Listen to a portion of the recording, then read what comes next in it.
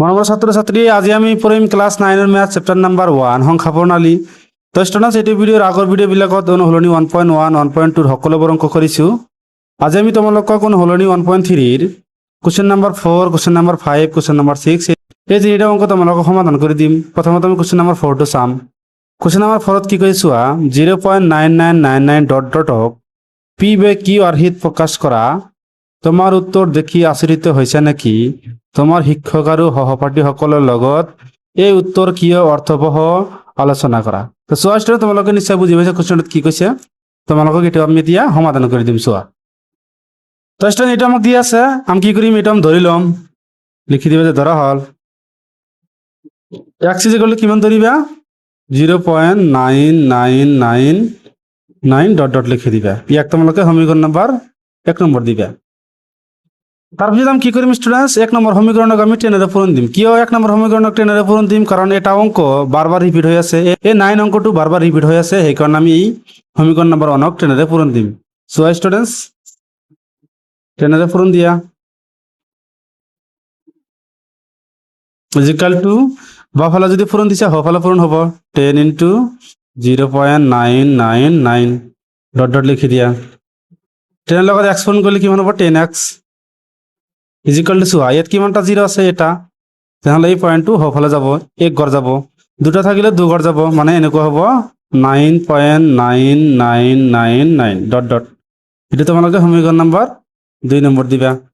এতিয়া আমি কি কৰিম স্টুডেন্টস 2 নম্বৰ সমীকৰণৰ পৰা 1 নম্বৰ সমীকৰণটো মাইনাস কৰি দিম। চোৱা 2 নম্বৰ মাইনাস 1 নম্বৰ, 2 নম্বৰ সমীকৰণটো কি আছিল 10x equal to 9.999 dot dot. 1 number সমীকৰণটো আছিল কি x ইকুয়াল টু এটো আছিল 0.999 ডট ডট লিখি দিবা। এতিয়া মাইনাস করে দিয়া 10x এর পৰা 1x মাইনাস করলে কিমান হ'ব 9x ইকুয়াল টু এটো কিমান হ'ব 0, 9 এর পৰা 9 মাইনাস কৰলে 0, এটো 0 এটো 0, 9 এৰ পৰা 0 মাইনাস করলে কিমান হ'ব 9। কিমান পাইছো 9x ইকুয়াল টু 9 এ পাইছো, আমাক লাগে x, এই 9 টো কি হ'ব ইয়াৰ লগত ডিভাইড হ'ব, কি হয় বাওঁফালে আমাৰ কি পূৰণ আছে 9 এৰ যদি 9 ক ডিভাইড কৰাম কিমান পাওঁ 1। তো স্টুডেন্ট আমি কিমান পাইছো x ইকুয়াল টু 1 পাইছো। x মানে আমি কিমান জানো 0.999 পাইছো, লিখি দিবা যেতেকে 0.999 ডট ডট ইকুয়াল টু আমি কিমান পাইছো 1। কারণ 0.9999 ডট ডট এইটো মানে আমি কিমান জানো 1 জানো, এইটো সংখ্যাৰ মাজত কি কোনো পাৰ্থক্য নাই, কোনো ব্যৱধান নাই, বুজি পাইছা? তোমালোকে লিখি দিব পাৰা লাষ্টত যে এই সংখ্যাটোৰ মাজত কোনো ব্যৱধান নাই। এটা হ'ব কি আমাৰ উত্তৰ। এতিয়া আমি তোমালোকক কোৱেশ্চন নাম্বাৰ 5 টো সমাধান কৰি দিম। চোৱা স্টুডেন্ট কোৱেশ্চন নাম্বাৰ 5 ত কি কয় চোৱা 1/17 ৰ দশমিক বিস্তৃতিৰ পুনৰাবৰ্তিত গড়টোত আটাইতকৈ বেছি কিমানটা অংক থাকিব? এই সংখ্যাটোক আমি যদি 17 এৰে ডিভাইড কৰো পুনৰাবৃত্তি কিমানটা অংক থাকিব এটা আমাক উলিয়াব লাগে। হৰণ পদ্ধতি অবলম্বন কৰি উত্তৰৰ সত্যতা পৰীক্ষা কৰা। তো চোৱা স্টুডেন্ট এটি তোমালোকক আমি সমাধান কৰি দি আছো সহজ নিয়মত। চোৱা তো চোৱা স্টুডেন্ট আমাক ভগ্নাংশটো কিমান দি আছে 1/17, ইয়াৰ পুনৰাবৃত্তি সংখ্যা কিমানটা হ'ব চোৱা। দশমিক বিস্তৃতিৰ পুনৰাবৃত্তি গড়টো কিমান হ'ব 16টা হ'ব। চোৱা কিমানটা হ'ব 16টা, মানে 16টা অংকৰ পিছত আকৌ পুনৰাবৃত্তি হ'ব, মানে ৰিপিট হ'ব, সংখ্যাবিলাক কি আহিব ৰিপিট। কিয় 16 টো কেনেকৈ ওলাইছো কাৰণ এই হৰটো যি আছে এই হৰটোতকৈ সদায় কি থাকিব 1 কম থাকিব। যেনেকুৱা ধৰি লোৱা 1 ডিভাইড বাই কিমান আছে 7, ইয়াৰ কিমান হ'ব 6টা অংকৰ পিছত আকৌ ৰিপিট হৈ থাকিব। তো স্টুডেন্ট আমি কি কৰিম 17 এৰে হৰণ পদ্ধতি অৱলম্বন কৰি এই কথাটো সত্য হয় নে নহয় এটা আমি পৰীক্ষা কৰি চাম। চোৱা তো চোৱা স্টুডেন্ট আমি কি কৰিম 17 এৰে 1 ক ডিভাইড কৰিম, সেইকাৰণে ইয়াত এটা 0 ল'ম, 0 ইয়াত কিমান হ'ব 0 পইণ্ট হ'ব। আকৌ এটা আমি 0 ল'ম কিয় কাৰণ আমি 10ক আমি 17 এৰে ডিভাইড কৰিব নোৱাৰো, সেইকাৰণে আমি কি আকৌ এটা 0 ল'ম, আকৌ এটা 0 ল'লে ইয়াত কি হ'ব 0 পইণ্ট হ'ব। তো চোৱা স্টুডেন্ট এতিয়া আমি কি কৰিম 100ক 17 এৰে ডিভাইড কৰিম। চোৱা কিমান হ'ব 17 5 যা 85, 17 5 যা 85, এনেকৈ আমি ভাগ কৰি থাকিম। চোৱা তো স্টুডেন্ট এটা আমি কি ভাগ কৰিছো, এটা আমি এনেকৈ ভাগ কৰিছো। চোৱা স্টুডেন্ট 17 100ক ডিভাইড কৰিলে কিমান যায় 5 বাৰ, এইটো আৰু এইটো পূৰণ কৰিলে কিমান হ'ব 85, তাৰপিছত কিমান থাকে 15ক ভাগ নাযায় এটা 0 লৈছো, কিমান বাৰ বজাব 8 বাৰ এনেকৈ ভাগ কৰিছো স্টুডেন্টস। তো কিমানটা অংক আছে চোৱা 1 2 3 4 5 6 7 8 9 10 11, 12, 13, 14, 15, 16 কিমানটা অঙ্ক আছে? 16টা অঙ্ক আছে। তাৰপিছত কিমান আহিছে? ইয়াত চোৱা 1 আহিছে। আকৌ যদি এই 1ক ডিভাইড কৰি দিয়া সেম এই সংখ্যাবিলাক আহিব, মানে এনেকুৱা হ'ব। বুজি পাইছে তোমালোকে নিশ্চয়? তেনে এই সংখ্যাবোৰ কি ৰিপিট হৈ থাকিব? কিমানটা অঙ্ক থাকিব? 16টা অঙ্ক থাকিব। তোমালোকে নিশ্চয় বুজি পাইছা? ইয়াৰ পিছত আমি লিখি দিম যে গতিকে 1 divide by 17 is equal to কিমান লিখিম?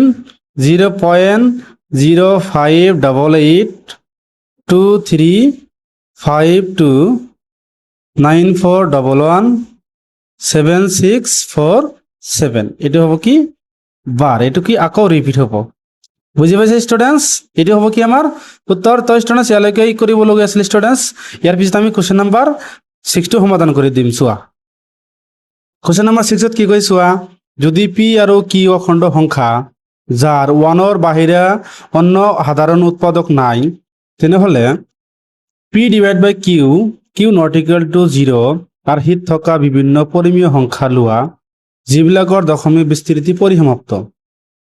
পৰিসমাপ্ত মানে কি? ভাগশেষ কিমান আহিব? 0। আৰু পৰ্যবেক্ষণ কৰা কিউৱে কি ধৰ্ম সিদ্ধ কৰিব অনুমান কৰিব পাৰিবানে? তো এইটো তোমালোকক সমাধান কৰি দিম। কি হ'ব লাগিব?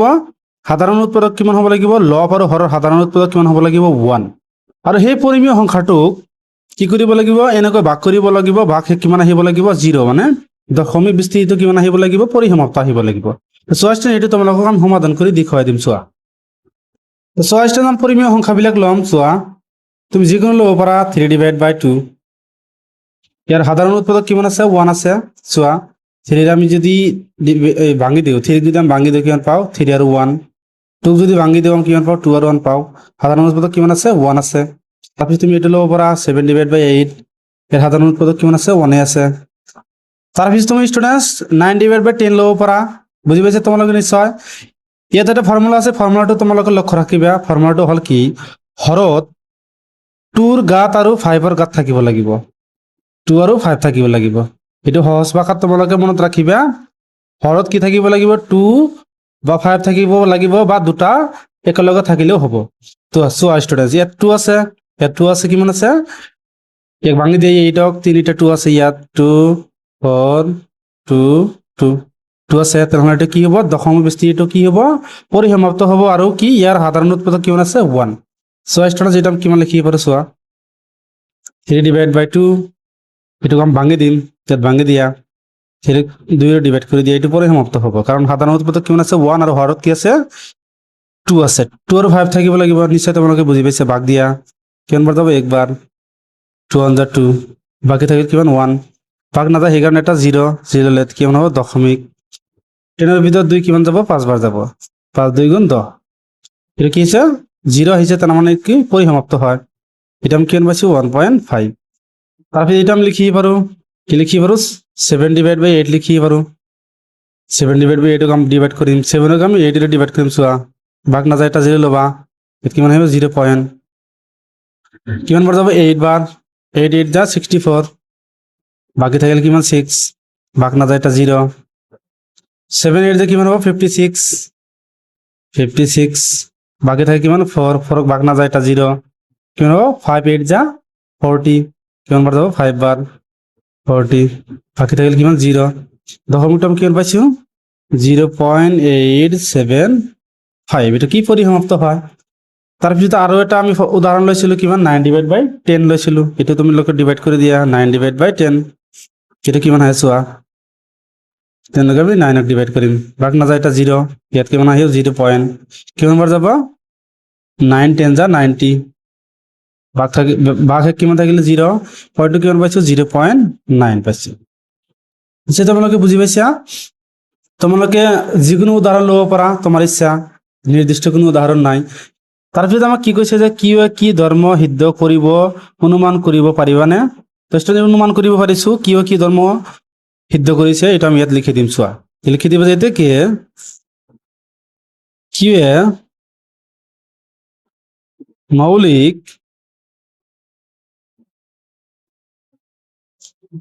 মৌলিক উৎপাদক কি 2ৰ ঘাত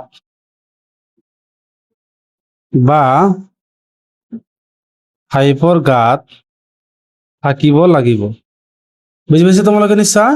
কিউটো কি হ'ব লাগিব? মৌলিক উৎপাদক 2ৰ ঘাত আৰু 5ৰ ঘাত হ'ব লাগিব। এইটো হ'ব কি উত্তৰ ষ্টুডেণ্টছ, ইয়ালৈকে কৰিলে তোমালোকে ফুল মাৰ্ক পাই যাবা। তো ষ্টুডেণ্টছ ইয়ালৈকে কৰিবলগীয়া আছিল ষ্টুডেণ্ট, যদি ভিডিঅ'টো ভাল লাগে চেনেলটো ছাবস্ক্ৰাইব কৰি দিবা আৰু তোমাৰ মতামত কমেণ্ট কৰি জনাবা। Thank you students.